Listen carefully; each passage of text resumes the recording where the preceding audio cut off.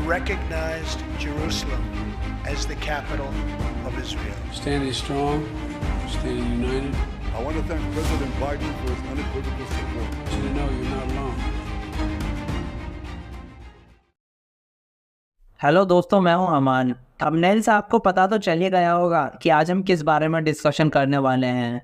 Israel के नक्शे को देखिए, ये चारों ओर से अपने दुश्मनों से घिरा हुआ है। इसके बाद भी ये पिछले 70 सालों से न केवल सर्वाइव कर रहा है, बल्कि आज इसकी गिनती one of the most powerful countries में की जाती है।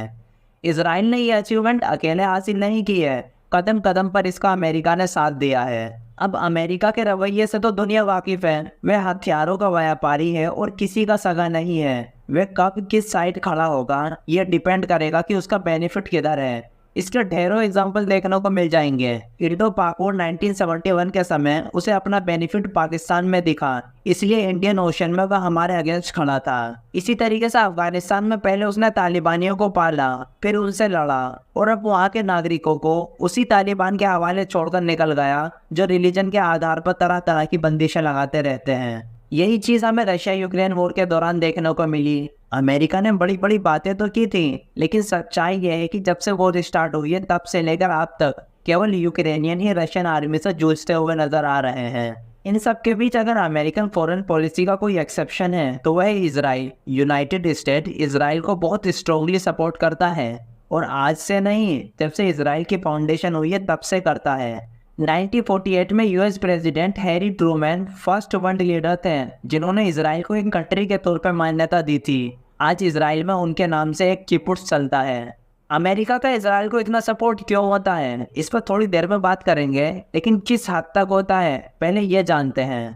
इसके लिए भी हाल में चल रहे इजराइल पैलेस्टीन वॉर के दौरान US secretary of state Antony Blinken का स्टेटमेंट देखिए। आप खुद को डिफेंड करने के लिए अपने आप में काफ़ी मजबूत हो सकते हैं, लेकिन जब तक अमेरिका मौजूद है आपको कभी ऐसा करने की ज़रूरत नहीं पड़ेगी। हम हमेशा आपकी ही साइड रहेंगे। ये स्टेटमेंट ही अपने आप में सब कुछ बताने के लिए काफ़ी है, लेकिन आइए थोड़ा पीछे चलते हैं। 1999 में यूएस गवर्नमेंट ने एक मेमोरेंडम साइन किया था जिसमें यह प्रॉमिस किया गया था कि इजराइल को अगले 10 सालों तक हर साल $2.6 बिलियन की सैन्य सहायता दी जाएगी। 2019 में इसे बढ़ा करके $3 बिलियन कर दिया गया, और अगले 10 सालों के बाद यानी 2019 में इसे फिर से इंक्रीज किया गया। अब इजराइल को हर साल $3.8 बिलियन की मिलिट्री एड मिलती है। फरवरी 2022 तक अमेरिका इजराइल को $150 बिलियन बायलैटरल असिस्टेंस के तौर पर दे चुका है, और अभी इसमें इन्फ्लेशन को ऐड नहीं किया गया है। फिर भी यह अमाउंट इतना बड़ा है कि अगर अंबानी और अडानी दोनों की नेटवर्थ को ऐड कर दिया जाए तब भी अमेरिका द्वारा दी जाने वाली मदद ही ज़्यादा होगी। और ये सब तब है जब इजराइल को एक्चुअल में पैसों की ज़रूरत नहीं है, वह एक हाई इनकम कंट्री है। तो फिर इजराइल इन पैसों का करता क्या है, मैं आपको बताता हूँ। इन्हीं सब मदद के चलते इजराइल आज वर्ल्ड के one of the most advance military develop कर चुका है। उसने अमेरिका से कई सोफिस्टिकेटेड मिलिट्री इक्विपमेंट खरीदे हैं, जैसे F-35 एयरक्राफ्ट जिसकी कीमत $100 मिलियन है। इजराइल ने 50 F-35 एयरक्राफ्ट खरीदे हैं। इनका यूज मिसाइल अटैक करने में किया जाता है। इसी तरीके से लास्ट ईयर $2.4 बिलियन से 8 पेगासस एयरक्राफ्ट खरीदे गए थे। पेगासस की खास बात यह है कि यह हवा में ही F-35 एयरक्राफ्ट में रिफ्यूलिंग कर सकता है। आयरन डोम डिफेंस सिस्टम के बारे में आपने बहुत सुना होगा। उसके लिए भी यूनाइटेड स्टेट ने 2011 में $1.6 बिलियन का कॉन्ट्रीब्यूट किया था। इतना ही नहीं, यूएस ने 1972 से इजराइल को लोन गारंटी भी दे रखी है ताकि उसे अमेरिका की कमर्शियल बैंक से लोअर रेट पर लोन मिल सके। साथ ही अमेरिका इजराइल का सबसे बड़ा ट्रेडिंग पार्टनर है। इस साल इनका बायलैटरल ट्रेड $50 बिलियन का था।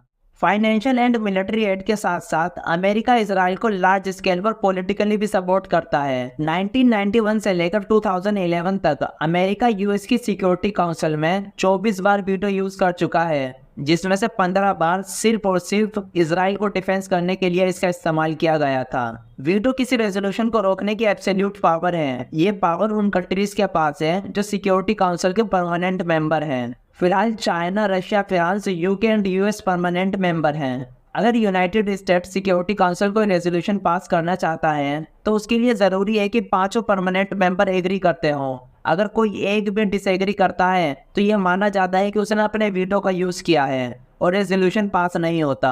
अमेरिका अब तक 83 टाइम वीटो यूज कर चुका है, जिसमें से 42 टाइम उन रेजोल्यूशन के लिए था जिनसे इजराइल को कंडेम किया जाना था। अब अपने पहले वाले सवाल पर लौटते हैं कि अमेरिका इजराइल को इतना सपोर्ट क्यों करता है। इसका एक रीज़न तो टॉप ट्रेडिंग पार्टनर होना भी है। जैसा कि मैंने आपको बताया है कि इन दोनों का बायलैटरल ट्रेड $50 बिलियन का था। दुनिया अगर मिडिल ईस्ट की ओर देखती है तो सिर्फ और सिर्फ तेल के लिए, जिस पर अमेरिका भी बहुत डिपेंड करता है। अमेरिका के मिडिल ईस्ट में दो सबसे खास दोस्त हैं, सऊदी अरब और इजराइल। 9/11 के अटैक के समय जब यह बात सामने आई कि इसे अंजाम देने में कुछ सऊदी अरब के सिटीजन्स का भी हाथ है, तब यूएस के सामने यह सवाल था कि क्या उसे सऊदी अरब पर भरोसा करते रहना चाहिए। और इसके बाद धीरे धीरे वो इजराइल की ओर लीन होता चला गया। इसकी एक वजह दोनों के इंटरेस्ट एंड वैल्यूज समान होना भी है। दोनों ही फ्रीडम ऑफ स्पीच और डेमोक्रेसी जैसी चीजों के लिए कमिटमेंट दिखाते हैं। मिडिल ईस्ट एक ऑयल सप्लाई रीजन है। यूएस ऑफिशियल्स का मानना है कि यहाँ की स्टेबिलिटी के लिए इजराइल से रिलेशन मेंटेन करने बहुत ज़रूरी है। एक बात और ध्यान देने की है, इजराइल का सबसे बड़ा दुश्मन ईरान है। What's the greatest threat right now that Israel faces? Iran. You want the three threats? Iran, Iran, Iran. Iran की अमेरिका से भी दुश्मनी है। ये भी एक वजह है जो इजराइल और अमेरिका को नज़दीक लाता है। दोनों ही देश हर कीमत पर ईरान को न्यूक्लियर पावर बनने से रोकना चाहते हैं। ये तो हुई अमेरिका की इजराइल को सपोर्ट करने की बात, लेकिन अमेरिकन का क्या, वे किस साइड खड़े हैं, इस पर मैं थोड़ी डिटेल में बात करना चाहूँगा। क्योंकि इजराइल के बाद second largest Jewish community US में ही है, जहां इनकी पॉपुलेशन मोर देन 70 लाख है, जो अमेरिका की कुल पॉपुलेशन का 2.4% है। 2/3 ऑफ अमेरिकन का कहना है कि इस वॉर में अमेरिका इजराइल को पब्लिकली सपोर्ट करे। ऐसा कहने वालों में रिपब्लिकन्स एंड डेमोक्रेट्स का रेशियो लगभग समान है, जबकि इंडिपेंडेंट थिंकर्स की संख्या काफ़ी कम है।